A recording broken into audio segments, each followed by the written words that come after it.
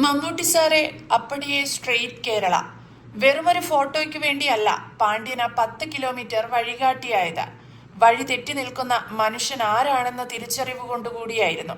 വെളുപ്പിന് 3 മണിക്ക് തമിഴ്നാട് കാരക്കുടിയിലെ ഷൂട്ടിംഗ് ലൊക്കേഷനിൽ നിന്നും കേരളത്തിലേക്ക് വരികയായിരുന്ന മമ്മൂട്ടിക്കും സഹയാത്രികർക്കും ഹൈവേ ബ്ലോക്ക് ആയതിനെ തുടർന്ന് വഴിതെറ്റി. ഇടവഴിയിൽ ഇവരെ കണ്ട പാണ്ഡ്യൻ എന്ന യുവാവ് 10 കിലോമീറ്ററോളം കാറിന്റെ മുന്നിലൂടെ സഞ്ചരിച്ച് കേരളത്തിലേക്കുള്ള പ്രധാന റോഡ് കാണിച്ചു കൊടുത്തു. ഇന്നലെ മുതൽ പാണ്ഡ്യനാണ് ഇൻസ്റ്റയിലെ താരം. കാരിക്കുടി സ്വദേശി പാണ്ഡ്യനാണ് രാത്രി 10 കിലോമീറ്ററോളം വഴികാട്ടിയായത്.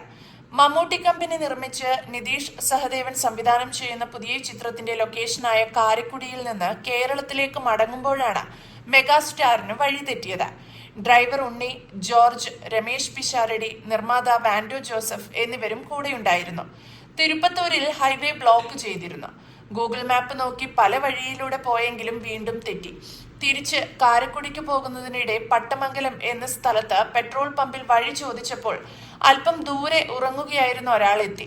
കാറിൽ മമ്മൂട്ടിയെ കണ്ടതോടെ നീങ്ക മമ്മൂട്ടി സാറാ, എന്നെ ഫോളോ ചെയ് എന്ന് പറഞ്ഞ് ബൈക്കിൽ 10 കിലോമീറ്ററോളം വഴി കാണിച്ചു കൊടുത്തു. ഒരു നല്ല മനുഷ്യൻ. അയാൾ നാളെ ആരോടെങ്കിലും പുലർച്ചെ മമ്മൂക്കിയെ കണ്ടു എന്നും വഴി കാണിച്ചു എന്നും പറഞ്ഞാൽ ആരെങ്കിലും വിശ്വസിക്കുമോ? രമേശ് പിഷാരടിയുടെ ഈ ഒരൊറ്റ ചോദ്യമാണ് ഇന്നലെ മുതൽ വൈറലാകുന്ന ഈ ഫോട്ടോയ്ക്ക് പിന്നിൽ. മമ്മൂക്ക കാറിൽ നിന്നിറങ്ങി. അയാളുടെ ഫോൺ വാങ്ങി രമേശ് പിഷാരടിക്ക് നൽകി. അയാളെ ചേർത്ത് പിടിച്ചു. ഉൻ പേരെന്ന? മമ്മൂട്ടി ചോദ്യത്തിന് പാണ്ഡ്യൻ എന്നുത്തരം.